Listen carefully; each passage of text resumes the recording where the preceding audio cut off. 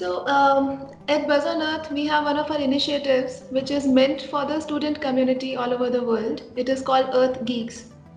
So EARTHGEEKS is meant to actually educate children about the actual facts, not something that is written in the books, something which will actually lead them to understand sustainability in its true perspective. For sustainability all over the world, I think most of the kids, what they understand is something needs to happen so they can go and plant a tree. They can probably pick up a plastic bag. That is all it is confined to. But it is such a deep subject, and your regular lifestyle, the kind of choices you make from day to day, all of that actually contributes to the sustainability of this planet.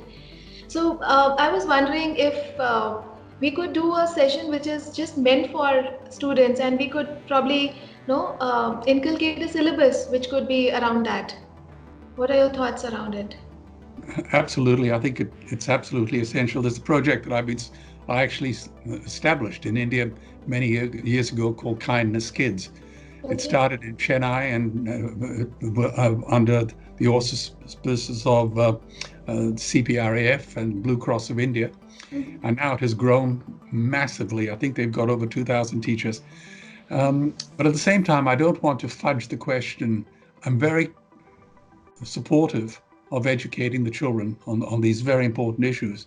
But I think it's infinitely more important to educate the adults, Absolutely. because by the time these children are in positions of power, this game is going to be over.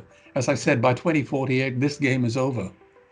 The Right. melting permafrost in Siberia, when Right. it releases its sequestered gas, and it's doing so very rapidly, this game is over. And I'm very sensitive to the situation in India, for example, Himalayan ice fields. Right. I'm sure you already know that livestock causes more greenhouse gas emission than all of transport put together. Right. Cars, trains, buses, ships, lorries, the whole lot. Well, the Himalayan ice fields are correctly called the third pole because Right. they feed half the world's population for the Indus, the Brahmaputra, the Ganges, the Irrawaddy, the Yellow Rivers, and the Mekong. And those glaciers are melting fast. Yep. I mentioned these facts to 2,000 wealthy Indian entrepreneurs in New Delhi a couple of years ago, and Mm-hmm. also to Muhammad Yunus after he won the Nobel Peace Prize. And I told them that all the good that he had done with Grameen Bank would vanish when Bangladesh drowns, to say nothing about Manila, Mumbai, Calcutta, Ho Chi Minh City, and Bangkok, and most of the Mediterranean parts of the east coast of the United States and in Africa, and of course Australia as well. And I also had discussions with Al Gore and with Dr. Peter Dirty, who had recently received the Nobel Prize from Australia in medicine. Mm-hmm. And I got no arguments at all from these four intellectual giants, none whatsoever. But I get lots of arguments from the disgusting, cheap, low rent meat and dairy lobby. And I've discovered that Upton Sinclair was right. It's impossible to get a man to understand something when his salary depends on him not understanding it. And of course, here in Australia, we freak out when 1,000 refugees arrive on our shores. Right. Just imagine what would happen if greenhouse gas emissions hit 500 parts per million, or there's a 3-degree temperature rise. That would create a minimum of 100 million eco-refugees. And this will reshape the geopolitical landscape forever. We are facing the perfect storm. And I always say this, that if any nation had developed weapons that could wreak such havoc on the planet, we would launch a preemptive military strike and bomb it back into the Bronze Age. But we can't, because it's not a rogue state. It's an industry. The good Right. news is we don't have to bomb it. We can just stop buying it. So I would say that we've got a very powerful base to start with. Margaret Mead said that we should never doubt that a few committed people can change the world. Indeed, Right. that's the only thing that ever has. Right. Well, and we've got the power of leverage working for us. There are only 13 million Jews in the world. Now look at the number of Nobel Prizes they win every year. Australia has a population of only 20 odd million. Yet we won more Olympic medals than any country in the world except for the United States and Russia. Right. Tibet's population is only 3 million, but who hasn't heard of the plight of the Tibetan? But there are over 600 million vegetarians and vegans in the world, 600 million. That's it. And that is bigger than the United States, England, France, Germany, Spain, Italy, Canada, Australia, New Zealand, Israel, all put together. If we were one nation, we would be bigger than the 27 nations of the European Union. We are bigger than NATO. We are bigger than OPEC. And despite this massive demographic footprint, we are still drowned out by the walkers, hunt and shoot and kill and cartels who believe that violence is the answer when it should not even be a question. Absolutely. That is why I say that the most beautiful word ever written at any time in any country in human history came from India. Ahimsa, non-violence to any living being. Right. Not because it describes our diet or our politics or our religion, but because it describes our character. Absolutely.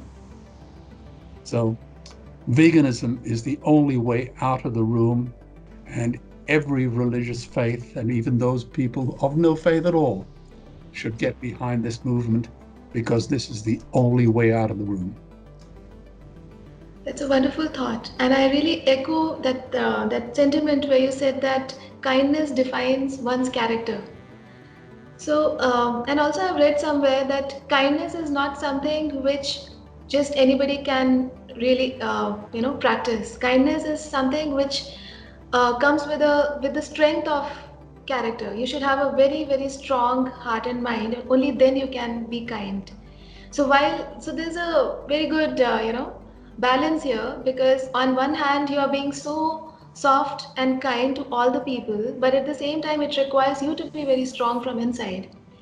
So when we look at the amount of money spent all over the world on arms and ammunitions, security, attacking other geographies and trying to have that's a game of ego somewhere. So Yeah. how does that connect back to sustainability? And why I'm bringing this question, because somewhere we have to draw a line where it explains that why it makes economic sense to be kind, why it makes economic sense to be vegan, why it makes economic sense to be sustainable. So this is not something greenwash. It is not just that. It is the fundamental. Well, you bring up the question of armaments and weapons and elements of war, Right. the odious apparatus of the 21st century. Well, there are two peak predators on this planet: orcas in the ocean and human beings on land. Okay. In the 20th century, how many, I'll put it the other way, in the 20th century, human beings killed 200 million members of their own species. Orcas killed none. And in the 20th century, 100 million people have been killed by their own governments. Now, there's a thing called antimicrobial resistance. It's a resistance that human beings develop because of the antibiotics given to livestock, which human beings eat. Do you know that the damage that is being done at the moment is 60 times as much as every country in the world spends on battleships, tanks, guns, missiles, bombs, spies? 60 times as much, and that's just from antimicrobial resistance. We're now facing, as I said, pandemics of zoonotic diseases. One serious influenza pandemic will cost $1 trillion, just one. And the Center for Disease Control in the States are saying there's not just one coming at us, there's over 100. Right. So can we just, when people want to argue with me, I say, can at least we agree on fundamentals? Right. tell me which fundamental argument I could raise that might convince you, and then I'll discuss it in detail. And they never do. They want to cherry pick little elements. Right. The argument becomes so tiresome. I think it was Goethe, the great German, who said that mankind is motivated not by reason, but by ritual. So we're just going through this nonsensical ritual of cherry picking little, we major in minors. And I think the time has come when we've really got to, activists all around the world have got to stop being so balkanized and fighting amongst themselves and confront this insidious force which has been created by us, by human beings, and that is called the meat and dairy industry. Until that industry has been confined to the garbage dump of history, this species not only is not sustainable, but doesn't deserve to be sustainable. Absolutely. It shouldn't be sustainable because that means further destruction. Exactly. So one more point which I wanted to actually ask earlier when we started with this concept of veganism. So there is another argument which is about the nutritional value of it. Since you have been practicing it for more than 20 years already? Yes, that's right. So what difference have you experienced? How does it help, or what's the change? Well, the most fundamental change is that I can now look into the mirror every morning when I'm brushing my teeth without being profoundly ashamed. Okay. I can look into the mirror with a clear conscience, knowing that no other living being, to the best of my knowledge, suffered in order to feed me or to clothe me. Yes. My shoes don't have any animal products, my belt, my watch band, nothing. I do the very best that I possibly can to minimize the amount of damage that I do. Of course, it's not perfect in a system like this, but I do everything I possibly can. So my conscience is certainly clean to the best of my ability. Mm-hmm. I feel healthier, I sleep better. Everything that I see, I care for my friends and my family and everyone with whom I come into contact. I care for them more deeply. I appreciate the arts more. I think I'm more introspective. I'm more caring. Mm-hmm. And I think I'm more responsible. And I'm not the only one. There are other people who do what I do, but they do it better than I do. Like everyone else, I'm a work in progress. But I have never met, I can't call them an omnivore, I call them a necrovore. I've never met a necrovore who became vegan and regretted it. Every single one of them said, I wish I'd done it sooner. Okay. And I'm the same way. What kind of madness possessed me not to think about it earlier? Right. Great. So do you have any questions? This has been such a wonderful talk and I wish to just go on and on, but just to make it more interactive, do you have any questions? Well, I'd like to know more about what you're trying to do with the students. Maybe you could send me an email about it. There are many young people of your vintage who are taking this issue very seriously. And I appreciate, just a couple of weeks ago, I gave a talk to 4,000 very high-powered Jains at the Jaina conference in Los Angeles. Right. And they had, for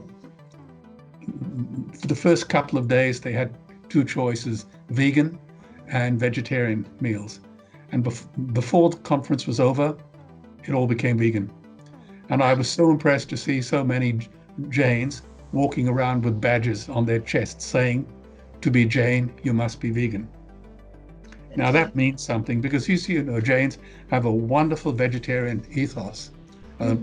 When it comes to the treatment of animals, they're so far ahead of everybody else, it just doesn't matter. But they've never been able to make the real connection with the dairy industry. And let's be very clear about this. Milk is actually meat in liquid form. Dairy is actually one of the most cruel industries you could possibly imagine.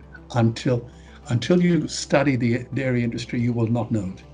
And I can tell you in 30 seconds, if you're interested, as to why I became vegan.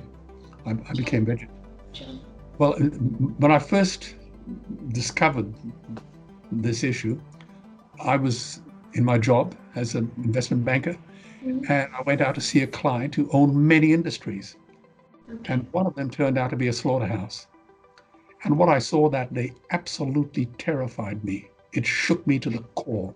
And I was a big, tough, strong Australian guy, nothing worried me, but it completely shattered me. And I became vegetarian on the spot.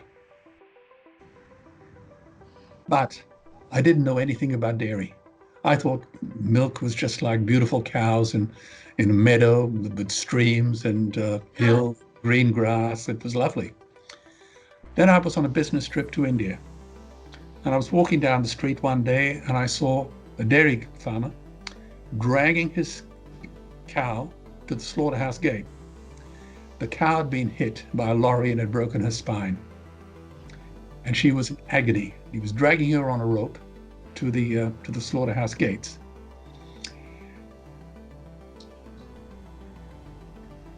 She was in so much pain she couldn't move.